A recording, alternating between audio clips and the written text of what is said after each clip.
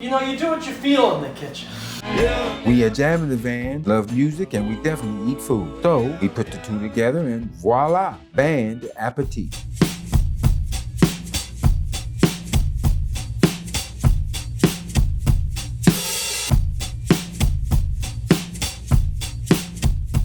First thing you do when you're making a pizza is you take your dough out. Here's the dough I make. I put it in these round containers because you want a round pizza, right?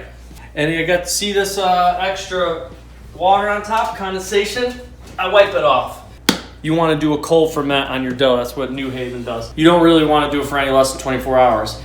I toss it out, I keep it on the counter, I let it warm for at least an hour and a half or 2 hours before I try to open it up. Is you set your oven to 525. Some people's ovens aren't calibrated, so you want to figure out 525 is really 525. If not, maybe you gotta shut it on 550. It's very important. Steel, not stone. You want it at least 3/8 inch thick, not a quarter. A quarter is not gonna do you any favors. You want to put it on the second from the top. Once I throw my pizza in, I switch it from bake 525 to high broil to get a nice little black marks. You want to have your steel heat up for at least 45 minutes.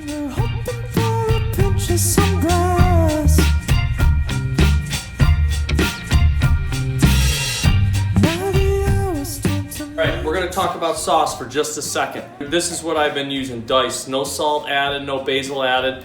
You take this, you add a little bit of oregano, you add a little bit of salt, a little bit of garlic powder. No fresh garlic, you need garlic powder.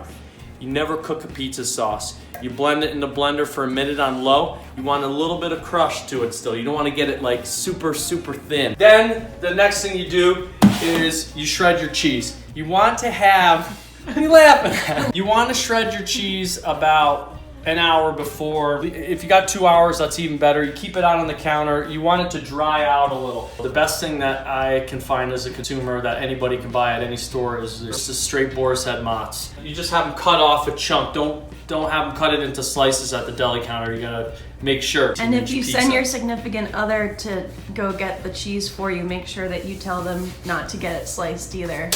So the key with the cheese is to have speckles on your hand after. If you don't have speckles on your hand, you either over cheesed or you're under sauced. Very light on the toppings. You don't want it too much. I like to put a parsley on just a little bit. You know, you do what you feel in the kitchen. So I've already done one turn about 2.5 minutes in. This is a 4-minute and 40-second bake time. When I do the turn, I get a lot of the existing flour off the bottom. So I do another spin here towards the end. Just a little half turn. And that's what a perfection pie looks like. So I do this. I take it off. And I shimmy it on this. But I don't want to shimmy it too long because I like it to be crisp on the bottom. But not only do I like it to be crisp on the bottom, but I like it to then heat up on the actual pan itself before I cut it. It continues the bake process and it allows the dough and the sauce to really mix together. I throw a paper towel under here like this.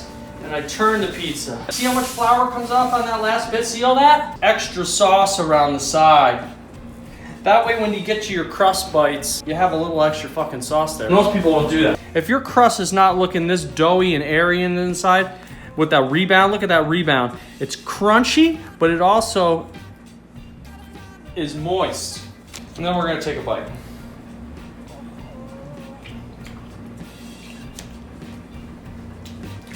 It's good.